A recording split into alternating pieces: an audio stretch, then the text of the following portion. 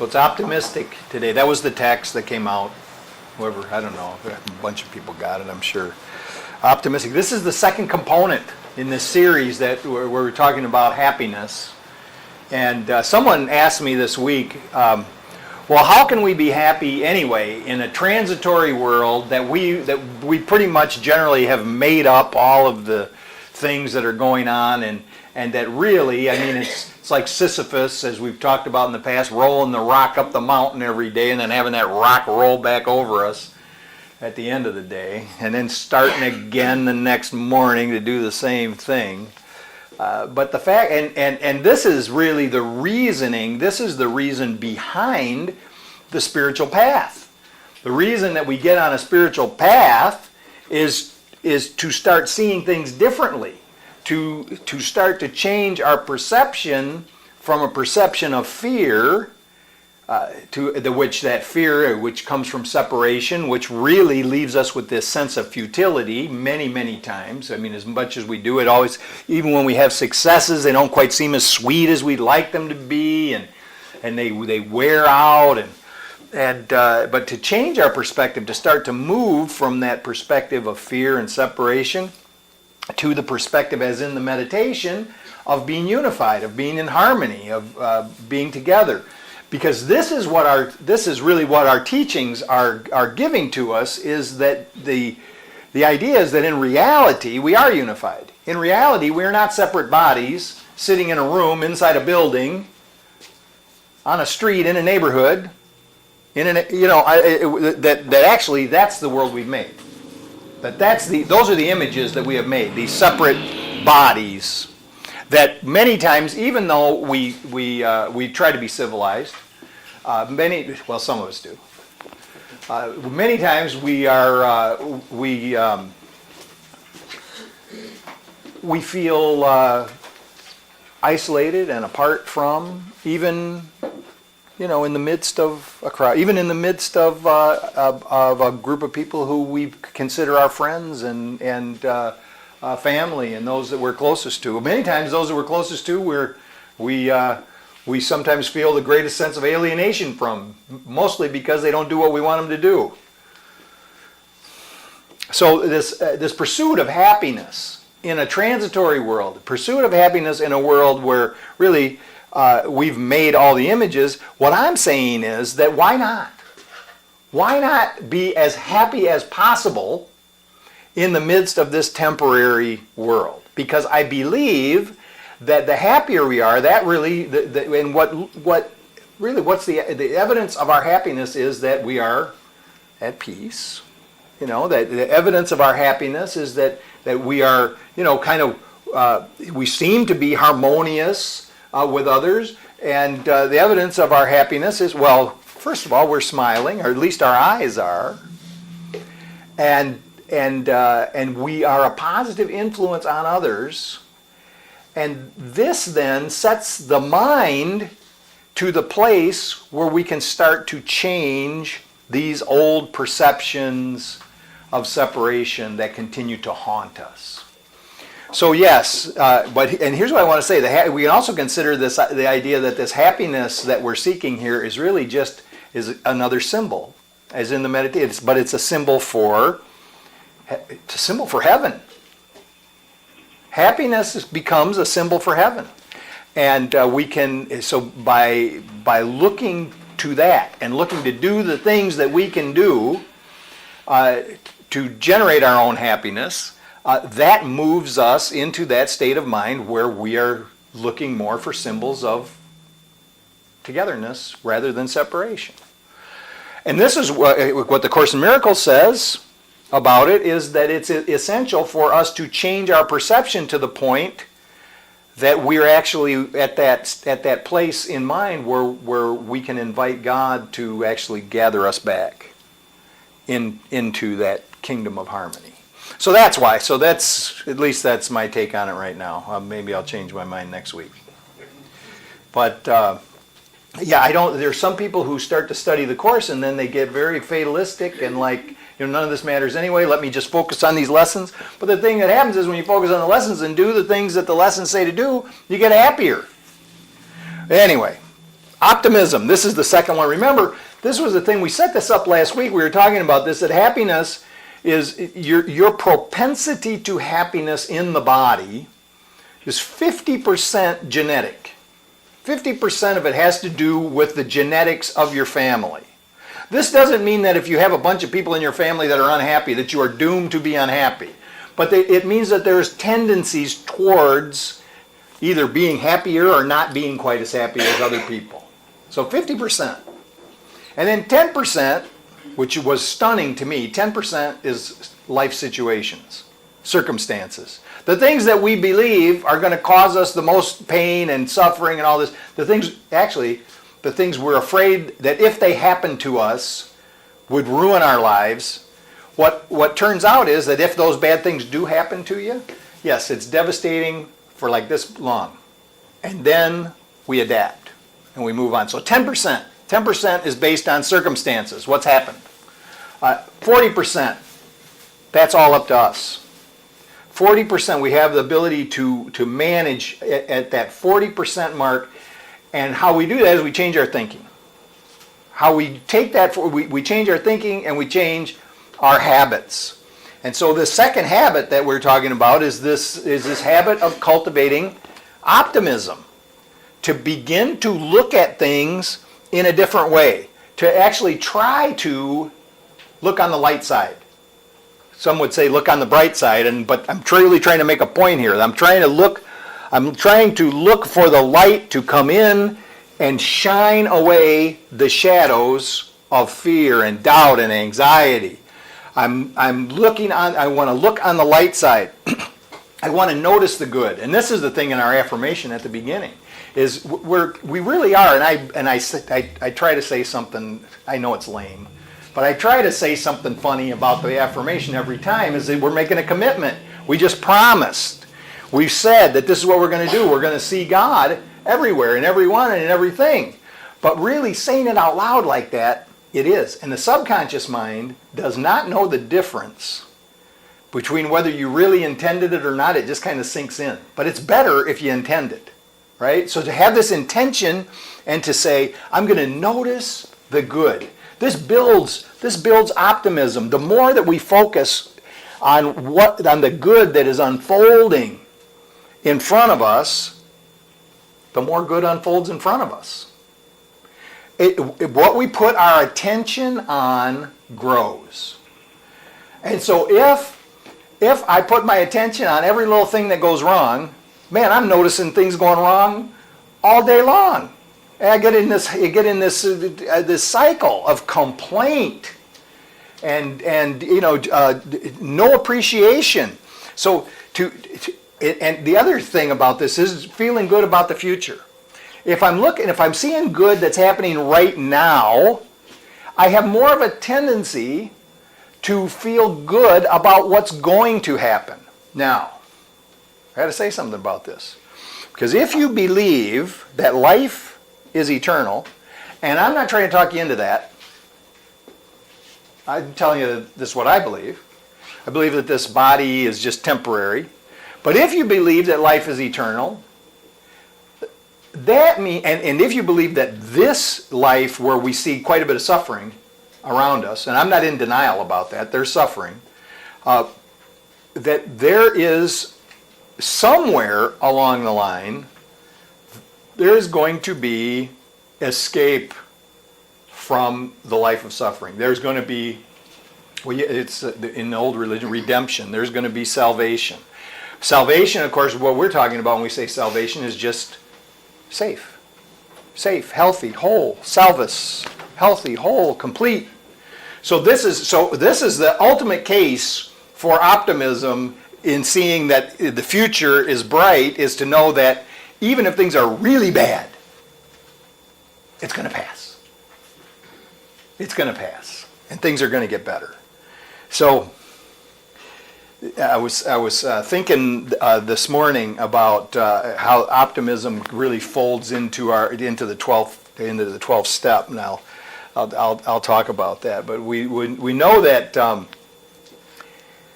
sometimes there is so much going on in a day, and it seems like one thing after another go wrong, the ability to know that we can get through it.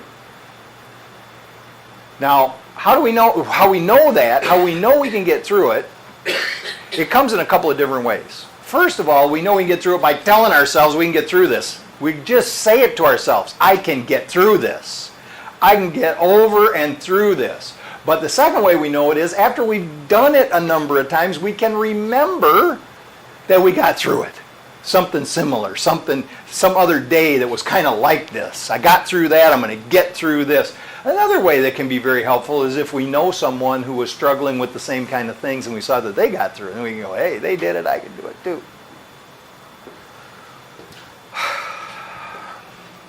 To celebrate and anticipate. These little celebrations throughout the day. Just take little pieces of joy throughout the day for just small successes.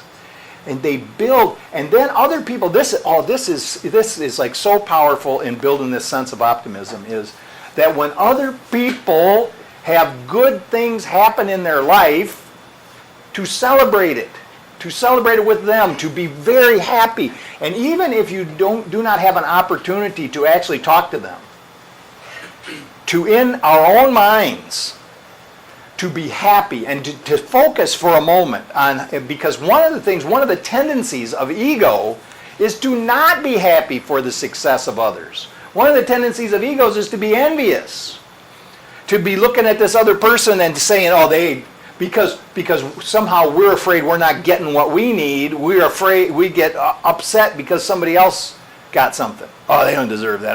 That should have been mine. To cultivate this celebration of success for ourselves and for others. See, the problem when we don't celebrate the success of others is we actually are blocking our own success from coming to us. To anticipate the good. To expect a desirable future. To explain failure with external circumstances. It's like this big thing. If a mistake is made, it may be your responsibility that the mistake was made. You did something that you should have done something else. But to find fault steals optimism. To find fault within ourselves and within others is a judgment that cannot help us to be happy. Now, I'm not saying that we shouldn't do self-examination, because we should. We should be looking at ourselves regularly to see where we can improve. But this idea of saying the reason that this failed, the reason that it didn't work out the way that I thought it was going to work out, we need to look and say, what were the components? What happened? It's not because of a defect within us.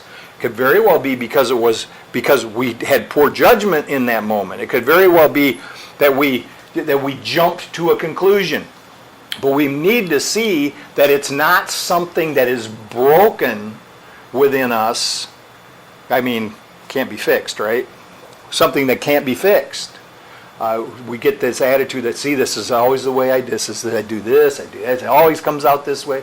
We'll never be able to keep this optimism going if we start doing that.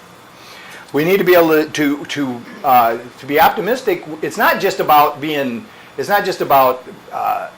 just blindly thinking everything is wonderful and is going to be wonderful. We also need to look at what it is that we have to do and kind of envision how that happens, how that all comes together.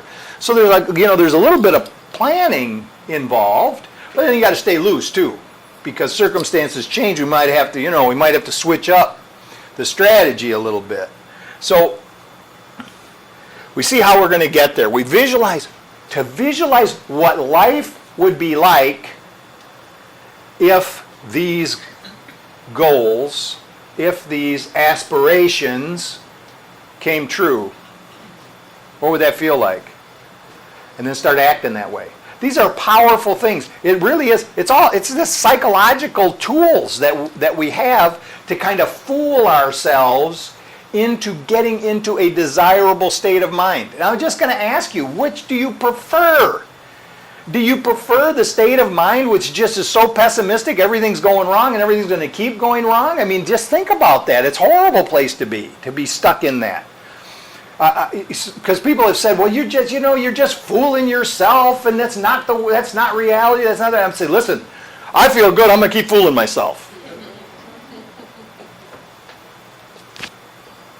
To think about this. We focus so much, and a lot of us don't tell people about it, but we focus so much on our own failings, our own inner failings, and we have this sense that we're really not what we should be, and we're failing and this and that. But if we can establish a vision in our mind of what we think, not what somebody else thinks, not what mama thought, not what daddy said, but what we believe would be our best self. What are our values? What values do we have for ourselves that are ours? And get a picture in our mind of who would I be? How would I act? What would I say? What would I do if I was my best self? The best we can be here in this world of bodies. And then go for that. And then start acting that way. There's something to be said for this. Now, I believe there's some folks that I've talked to that just they said my mind is all messed up. It's always messed up. But here's what I do. I know how I want to act, and I just act that way, even though I think I'd like to act some other way. And I'm all for that.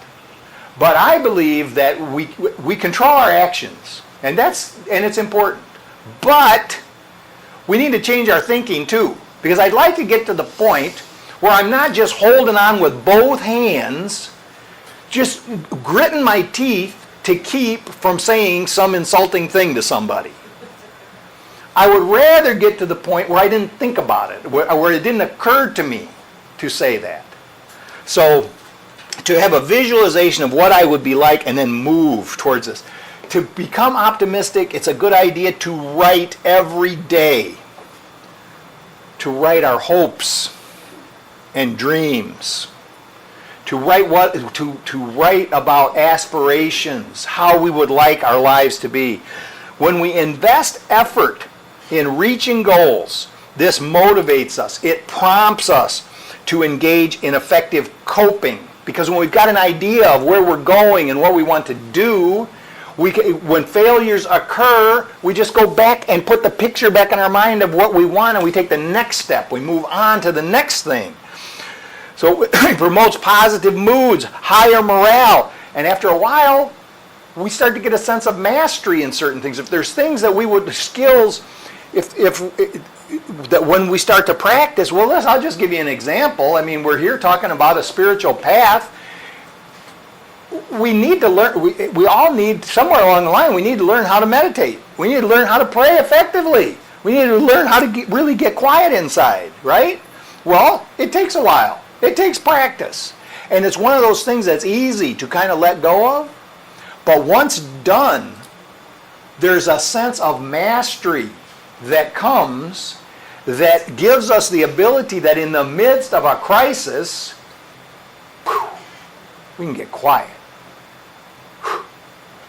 We may be the calmest one in the room. Let's look. When something goes wrong, that's what I want. I want somebody in the room. When something really goes wrong, I want somebody in the room that is quiet inside and can see some vision of where we're going from here, rather than everybody being all upset, hollering, screaming, carrying on. So, diary, write. Now, this is a practice that a lot of people say, but to write 20 to 30 minutes.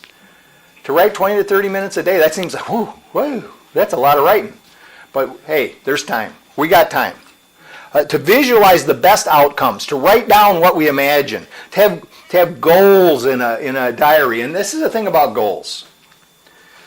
To just be totally goal-oriented just leads us in a cycle of one thing after another. And even though it may appear to people on the outside that we really are doing good, we may find a sense of really not being satisfied, because it's just, I got this goal, now I'm moving to this goal, I'm moving to this goal, I'm moving to this goal. We remember that our ultimate goal is harmony and unity and the rejoining of ourselves into divine mind. And this is the idea that we can have really anything we want in our lives. We can work for it, we can visualize it, and then move in that direction. But we need to understand that none of those things can be as important as seeing God everywhere. Because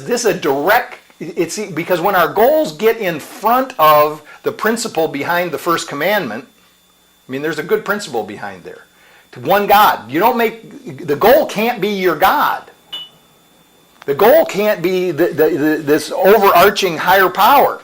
So we just need to keep things in order. That was, I say this many times, but it's a good analogy. When Gary Renard said that the angels came to visit him, and by the way, he swears that they did, and he still swears it, no matter how many people question him.